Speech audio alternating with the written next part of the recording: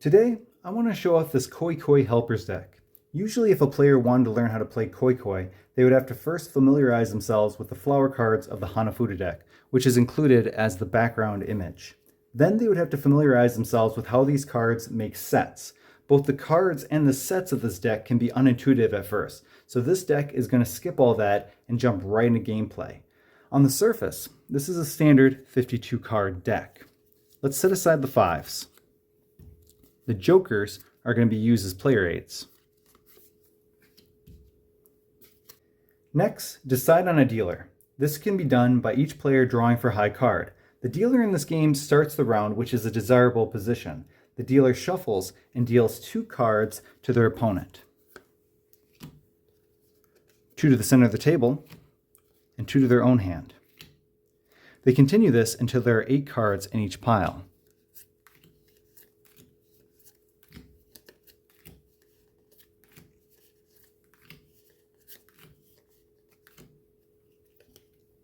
The deck is placed to the side. The cards that are dealt to the table are going to be arranged face up.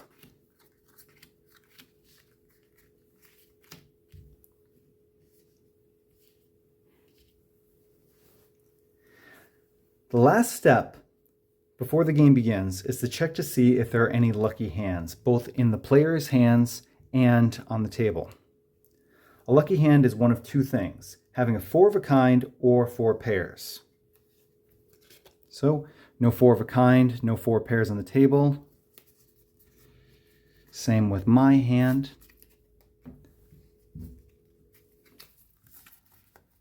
And same with my opponent's hand. A turn consists of 3 parts. A player will play a card from their hand to the table. They'll draw a card from the deck and play it to the table. And then they'll check their personal tableau to see if they've scored any sets. The rank of the card played at the table can match the rank between 0 to 3 other cards already on the table. If the card that's played to the table matches the rank of only 1 other card on the table, they take the card they played and the card that matches and take them both into their personal tableau.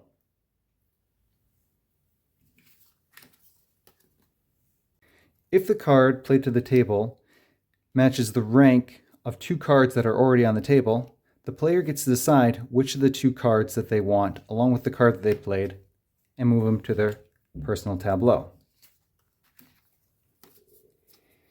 If the card that's played to the table matches the rank of 3 cards already on the table, the player takes the card they played and all 3 cards, and takes all 4 cards into their personal tableau.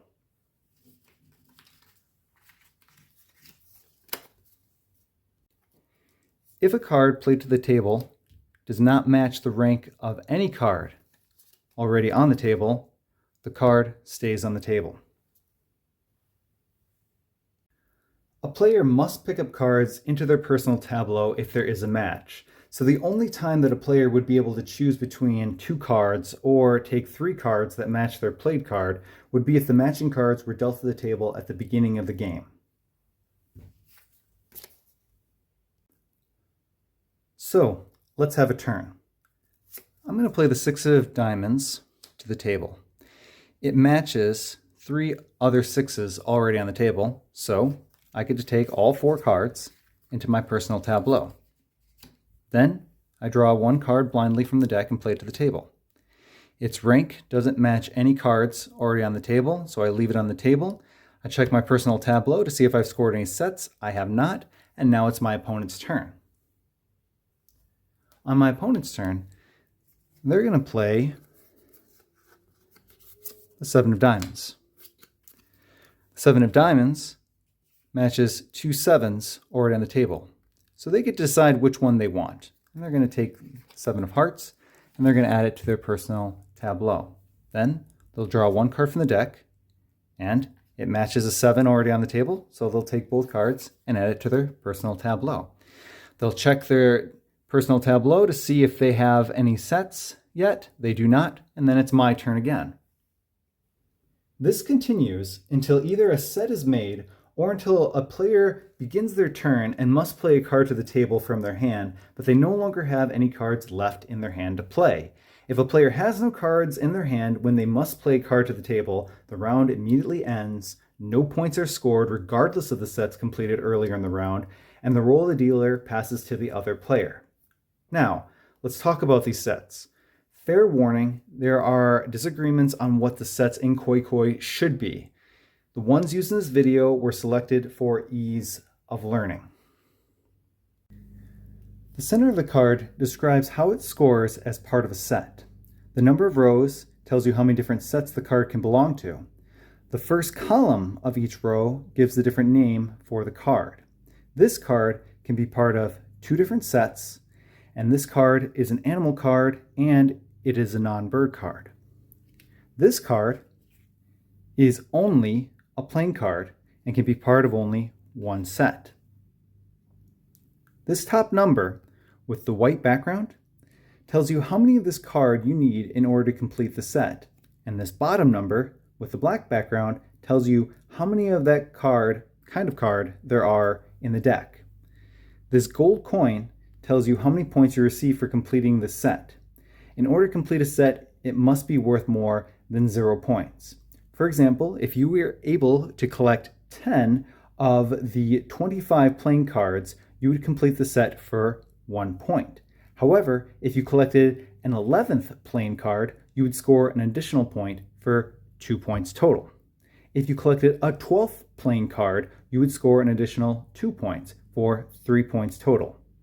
The names on the edges is the name of the card as it appears in the strongest set that it can belong to. There are 4 broad categories of cards: plain cards, animal cards, ribbon cards, and bright cards. Let's talk about the animal cards. These will always be in the club's suit. There are 2 varieties: the generic animal cards and the special non-bird animal cards. If you capture all 3 of the non-bird cards into your personnel tableau, you would score 5 points.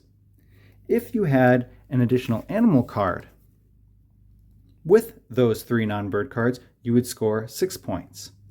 5 points for having the 3 non-bird cards, and plus 1 point for having an additional animal. If you had 2 animal cards in addition to the 3 non-bird animal cards, you would score 7 points. 5 points for having the 3 non-birds, plus 2 points for having the 2 animals cards in addition to that. However, you would have scored another set.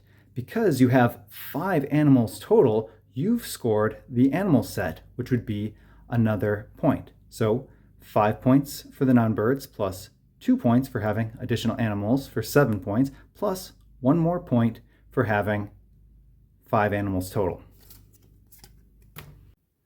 Now let's talk about the ribbon cards. These will always be in the heart's suit. There are 3 varieties. There are the generic ribbon cards, which you need 5 of the 10 in the deck to score 1 point, and there are bonus points if you have more than that.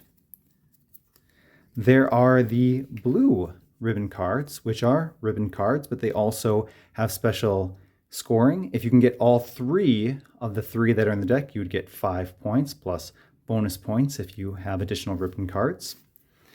And then there's the poetry ribbon cards, which score the same way as the blue. If you have 3 of the 3 that are in the deck, you would get special scoring.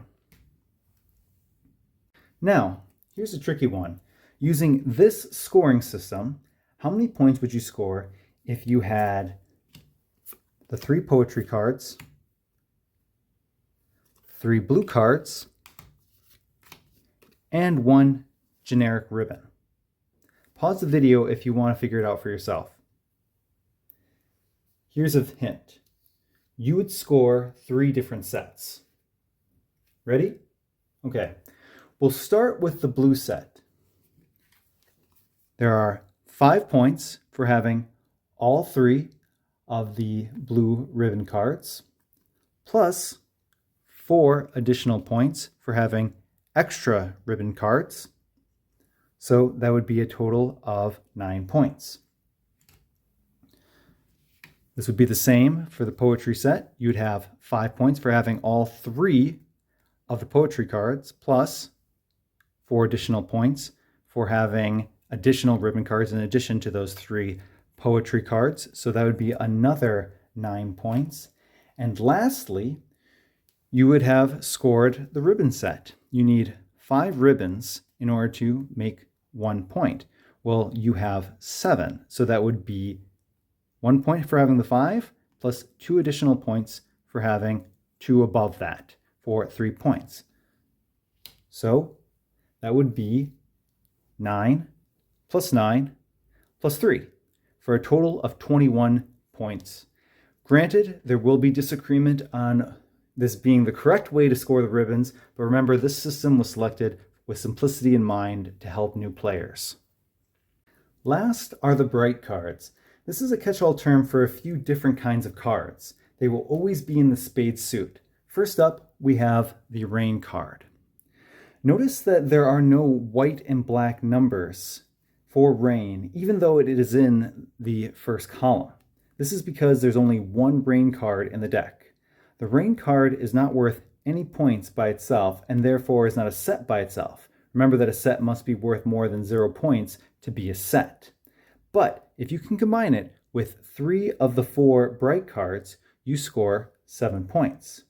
If you can add to that the final bright card, the 4th and final one, you would score 10 points. There are 2 generic bright cards.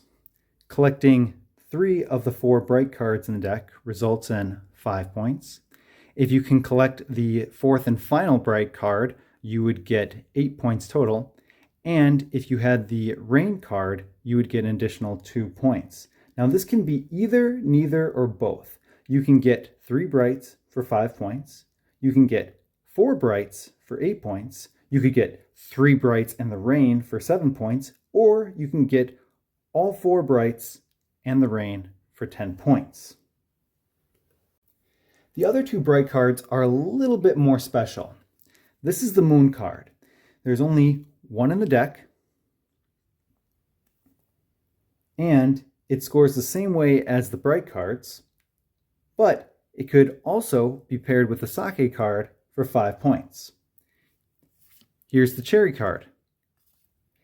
It has the same setup. And of course, we have the sake card. There is a lot going on with this card. There is only one of it in the deck. It can be paired with the cherry and or the moon card for 5 points each. It is a plain card, and it is an animal card. All right, quiz time. How many points would you score under this scoring system if you had all 4 bright cards, the rain card, and the sake card? Pause the video if you want to figure it out for yourself. Here's a hint. 3 sets would score. All right. The 4 bright cards and the rain card are a set for 5 plus 3 plus 2 for 10 points total. The sake and the cherry make a set for 5 points, and the sake and the moon make a set for another 5 points. So 10 plus 5 would be 20 points. So during gameplay, on your turn, you play a card from your hand to the table and possibly capture cards. Then you draw a card from the deck and play it blindly to the table and maybe capture more cards. Then you check to see if you scored a set. Maybe you scored multiple sets in a single turn. But when you score at least one set, you have a choice to make. Do you end the round and collect your points? You'd be the winner and you get to be the dealer for the next round. Or do you push your luck and koi koi? Koi koi means come on, and this is where the real fun of this game lies. If you elect a koi koi, the game continues with your opponent's turn as usual. You need to either make another set or improve an existing set. An example of improving a set would be if you had 10 plain cards as your first set, and then collected another plain card. The 1 point set has improved to a 2 point set. If you succeed in either creating a new set or improving an existing set before your opponent makes a set, you collect your points and become the dealer for the next round. However, if your opponent makes a set before you either make another set or improve your set, they are awarded a Koi bonus, which means their points are doubled. So, why would you do this? The reason is because if you can get 7 points or more, your score is doubled. So, do I settle for 6 points? Or do I push my luck for that one more point so that I can get that 7+ bonus and end the round with 14 points? Remember, if you Koi, only your opponent has the potential to receive the Koi bonus, and the Koi bonus occurs after the 7+ bonus. So if I Koi'd and you won with 5 points, you would end the round with 10 points and deal the next round. You wouldn't get the 7+ bonus. If I Koi'd and you won with 7 points, you would end the round with 28 points, having achieved both the 7+ bonus and the Koi bonus. The loser of the round doesn't get any points. Let's talk about what happens when a lucky hand is dealt. This is when either player's hand or the table has a 4 of a kind or 4 pairs. If a player is dealt a lucky hand, that player is awarded 6 points, the round ends, and the player who had the lucky hand will be the dealer for the next round. If the lucky hand is on the table, no points are scored, the round ends, and the player who wasn't the dealer will be the dealer for the next round. A few more items to talk about. The jokers can be used as player aids to tell you what is in the deck for each rank. Remember that the bright cards, along with the rain and sake cards, are going to be spades. The ribbon cards are going to be hearts, and all the poetry and blue cards are going to be ribbon cards.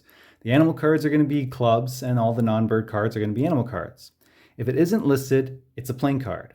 For example, looking at the nines, we can infer that the 9 of spades is a bright card and that the 9 of hearts, clubs, and diamonds are all plain cards.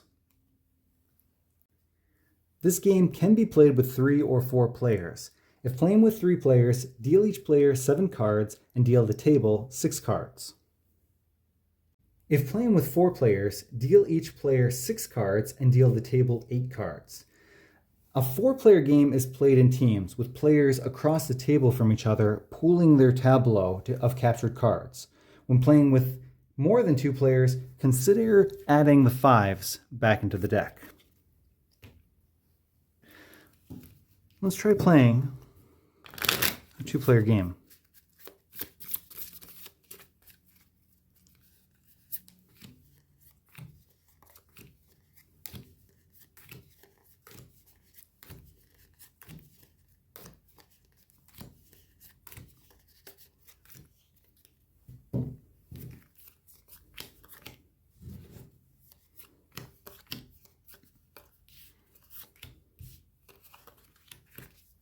All right, I'm not seeing any 4 of a kinds or 4 pairs.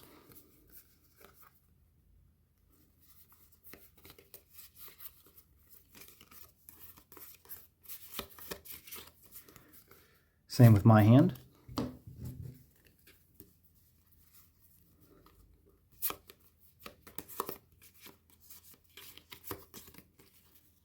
And same with my opponent's hand. So what am I going to start off by doing? I think I want to take that 10. So I'll play my 10 of diamonds to the table. It matches 2 cards already on the table. I get to choose which of the 2 I want, and I'm going to take this poetry card. Draw 1 from the deck. There are no kings on the table, so my turn is done. I don't have any sets. What is my opponent going to do?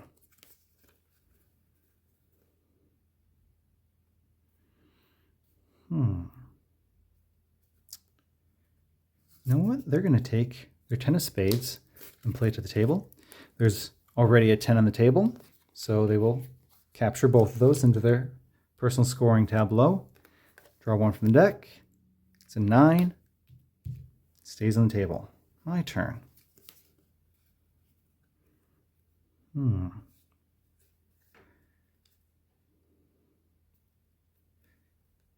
You know, I'm already working towards ribbon, so I'm going to play this 6 of clubs.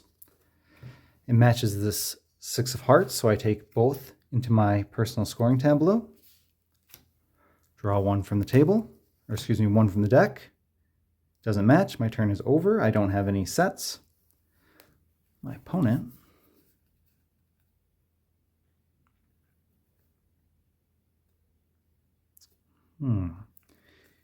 yeah, they're going to take the... Oh, they should have done this sooner. This is a great card to take. Yeah. They got the Sake card. Draw one. It's a 9. They get some more playing. Let's do some arranging over here.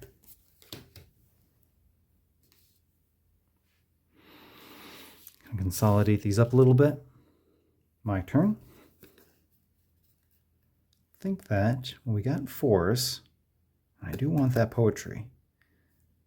So let's go for that right away.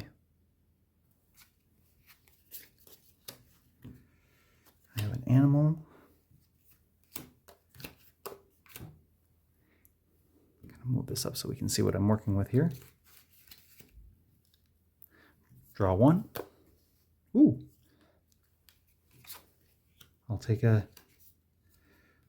another. So I've got 2 of the non-birds.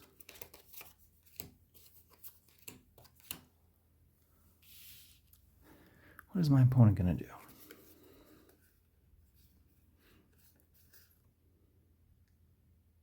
King is a good choice.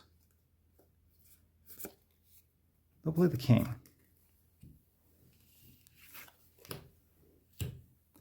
One from the deck. It's an ace. Doesn't match. No sets made yet.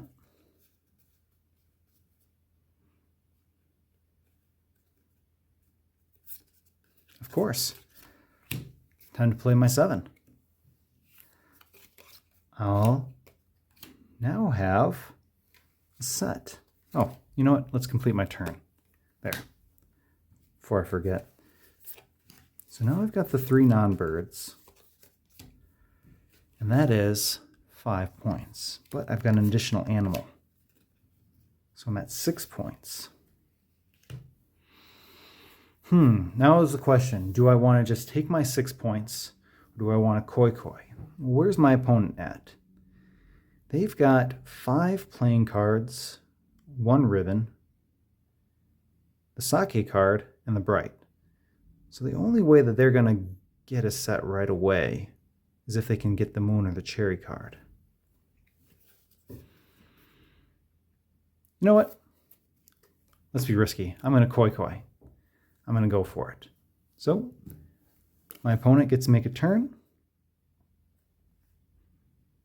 You know what? They could get that ace right now, but they're going to throw out this queen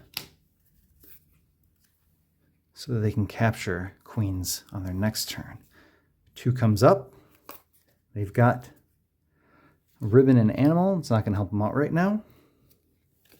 And now what am I going to do? 4s is pretty good. I got a long way to go for planes. Is there something better I can do? Not really. So, you know what? I'm going to play a ribbon on the table just in the hopes that I'm going to draw either a 3 or an 8 and complete my ribbon set. Ah! Ha ha ha ha ha! I've got it.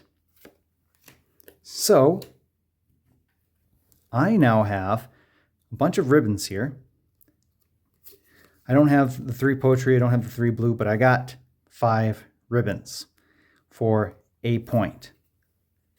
Combine that with my 6 points I got because I got 5 plus 1 for the additional animal.